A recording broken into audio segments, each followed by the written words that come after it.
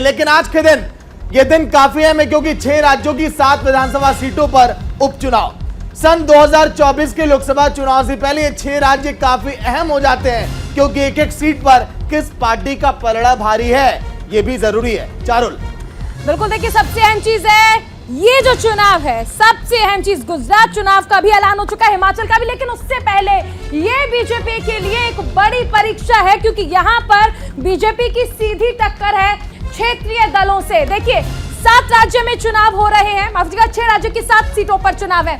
ऐसे में सबसे अहम चीज है कि वोटिंग जो है वो शुरू हो चुकी है। ये नतीजे भी तय करेंगे कि आखिर किस तरह से आने वाले चुनाव में नतीजे किसके पक्ष में जा सकते हैं। तो ये 7 आपको दिखा रहे हैं तस्वीर। ऐसे में सबसे पहले आप देखिए बिहार की तस्वीर, गोपालगंज की, जहां पर यहां पर भी उपचुनाव होने हैं। बिहार के मोकामा की यहां भी उपचुनाव होने हैं। यूपी के गोला गोकर्णनाथ की यहां पर भी उपचुनाव होने हैं। हरियाणा की तस्वीर जहां आदमपुर में भी उपचुनाव होने हैं। चारुल, बिल्कुल, धामनगर जो कि ओडिशा में है, मुनुगोडे तेलंगाना में है, अंधेरी महाराष्ट्र में। तो ये देखिए 6 राज्य की ये 7 सीटें हैं जहां पर मतदान हो रहा है। सबसे अहम चीज आप समझने की कोशिश कीजिए कि अगर बिहार की बात कर लें तो 2 सीटों पर यहां पर उपचुनाव होना है।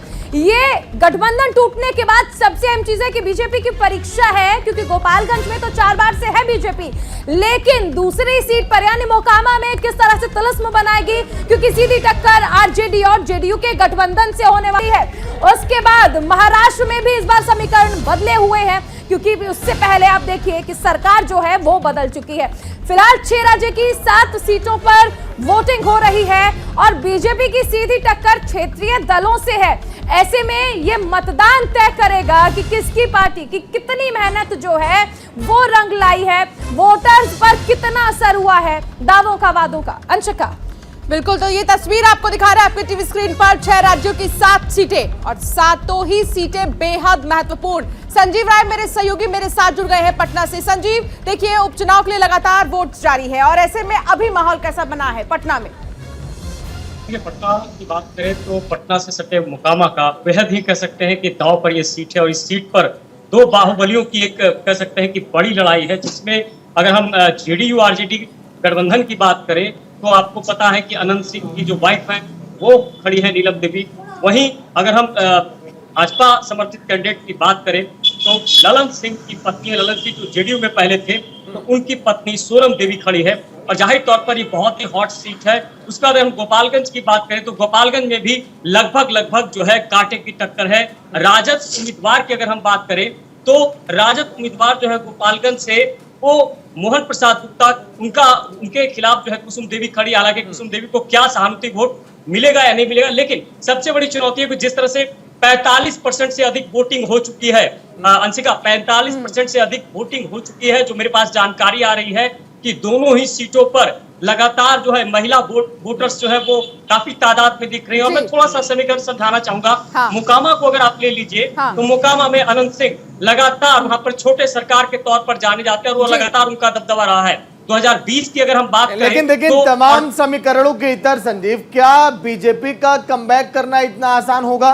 क्योंकि हाल ही में देखिए जिस तरह से गठबंधन ये टूटा है, क्या इस उपचुनाव में कुछ वापसी की उम्मीदें हैं क्या?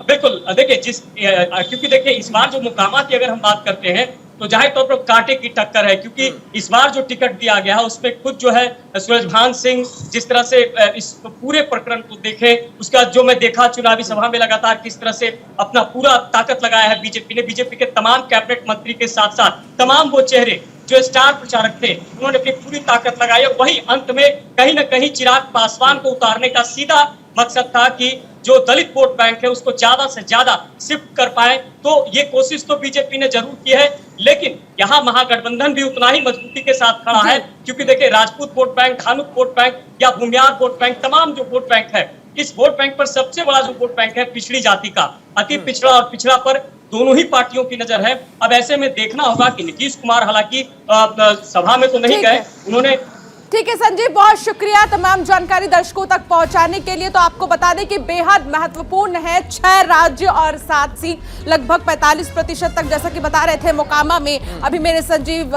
सहयोगी की हो चुके हैं वोटिंग्स। लेकिन सबसे खास बात यह है कि आखिर देखना होगा कि नतीजे क्या कुछ आएंगे और इसका इंतजार भी हर किसी को बेसब्री से है।